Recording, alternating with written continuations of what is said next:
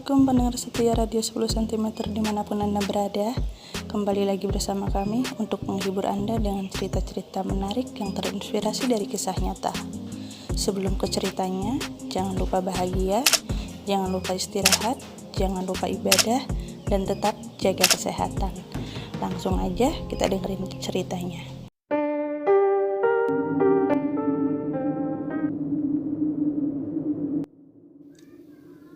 Ketika aku kecil, keluargaku mengalami masa-masa sulit yang luar biasa.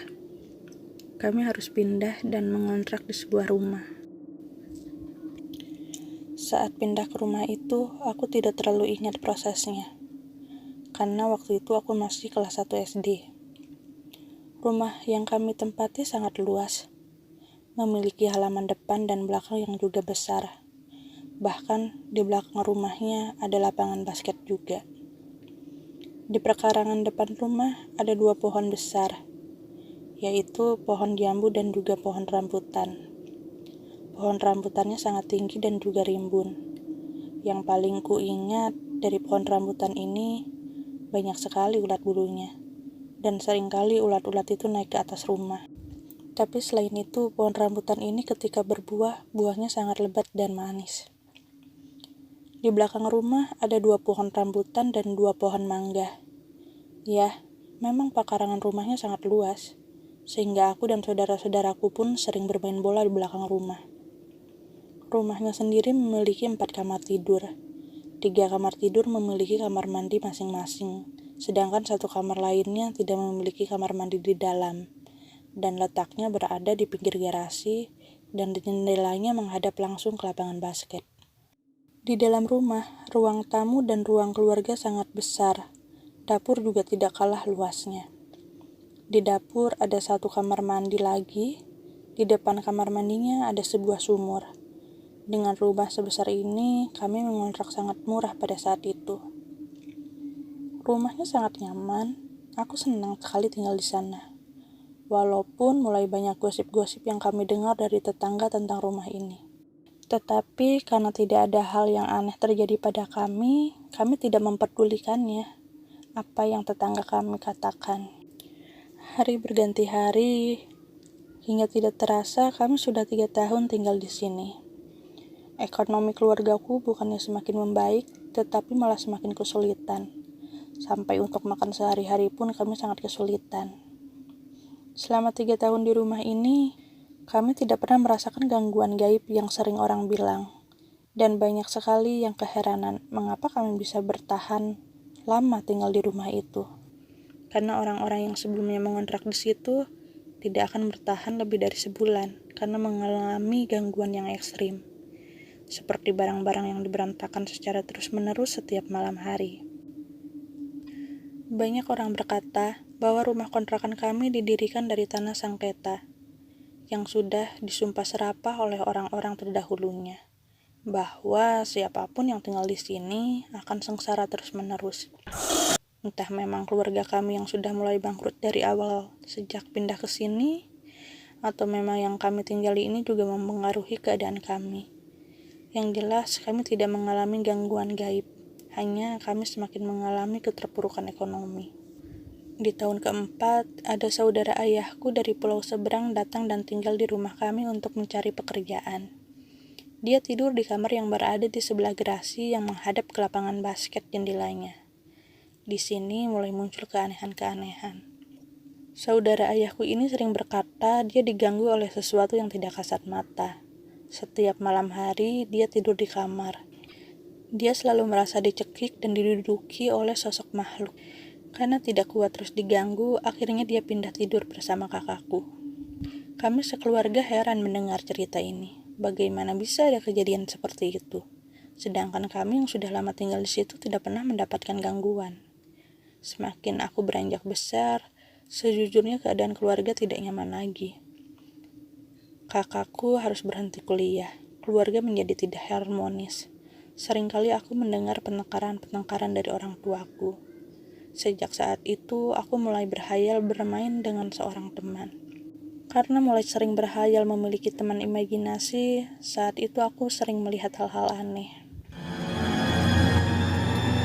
Kejadian aneh yang pertama kulihat adalah seseorang ibu yang menggunakan kebaya biru sedang berdiri di halaman belakang rumah, di bawah pohon rambutan. Kala itu sore hari sekitar jam 4 sore. Aku menyapu halaman belakang rumahku. Sedang asik menyapu sambil memukul badan. Tiba-tiba ketika aku menoleh ke bawah pohon rambutan, aku melihat sosok transparan.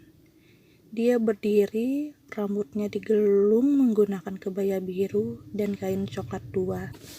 Beberapa saat aku tertegun melihat sosok itu. Di rumah sebesar ini, seringkali aku hanya bertiga saja dengan ibuku dan satu orang kakakku yang pada saat itu masih SD juga. Kakakku yang sudah besar dengan ayahku pergi merantau untuk memperbaiki ekonomi kami. Suatu ketika, tetanggaku meninggal, dan ibuku pergi ke rumah tetangga. Letaknya tidak jauh, persis di depan rumah kami. Saat itu sudah maghrib. Aku berdua dengan kakakku menunggu di teras depan. Sambil menunggu, sekali-kali aku melihat ke dalam rumah, yang kebetulan dari teras ini bisa langsung melihat ke arah dapur. Di dapur tersebut ada sebuah meja yang biasa digunakan ibuku untuk menyetrika. Ketika sedang melongok ke dalam, tiba-tiba saja aku melihat seorang wanita berdiri menghadap ke meja setrikaan. Ia menggunakan daster yang biasa ibuku gunakan. Sekilas memang terlihat seperti ibuku. Tapi lagi-lagi aku tidak merasa takut, karena yang kulihat bukan wujud yang menyeramkan. Sekali lagi aku hanya keheranan, dan pada saat itu pun aku tidak menceritakan itu pada kakakku. Hingga pada suatu pagi, mungkin saat itu sekitar pukul 5:30 pagi. Aku sudah bangun dan siap-siap untuk mandi karena akan berangkat sekolah. Pada saat itu, aku mandi di kamar mandi yang berada di dapur. Selesai mandi, aku masuk ke kamarku. Kamarku ditutup sebuah tirai yang agak transparan, sehingga dari luar bisa terlihat ke dalam. Ketika itu, tepat di depan tirai kamarku, tiba-tiba langkahku terhenti. Seketika aku mengucap, "Astagfirullahaladzim." Kalian tahu apa yang aku lihat? Sosok hitam yang tinggi sedang berjalan di dalam kamarku. Aku segera membuka tirai kamarku, dan tidak ada apa-apa. Aku cukup kaget dengan apa yang aku lihat barusan. Aku segera berpakaian dan segera siap-siap sekolah. Beruntung aku melihatnya di pagi hari. Entah bagaimana apabila aku melihat di malam hari. Kami tinggal di rumah ini kira-kira 5-6 tahun lamanya.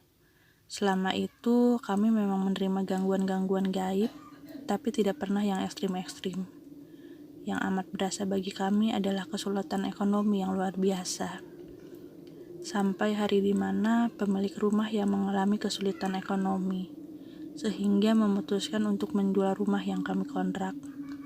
Pada saat itu kami merasa terpukul, kemana harus pindah, hingga ada seorang tetangga yang sangat baik dan membantu mencarikan rumah yang murah untuk kami.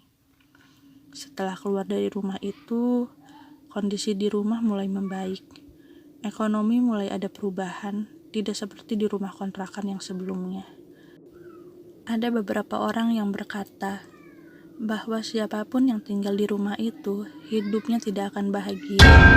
Rumah besar itu dijual sangat murah, dan hingga aku beranjak besar seperti sekarang, rumah itu tidak berubah sama sekali. Kulihat juga tidak ada yang menempati rumah itu. Kudengar rumah tersebut beberapa kali dijadikan tempat usaha, tapi tidak pernah bertahan lama. Aku tidak mau berspekulasi apapun.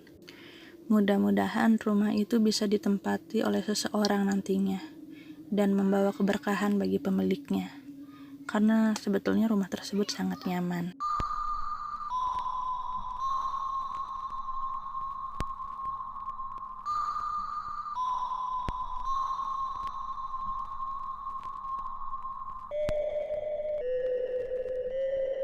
Itu dia ceritanya. Semoga ada hikmah yang bisa kita petik dari cerita kali ini.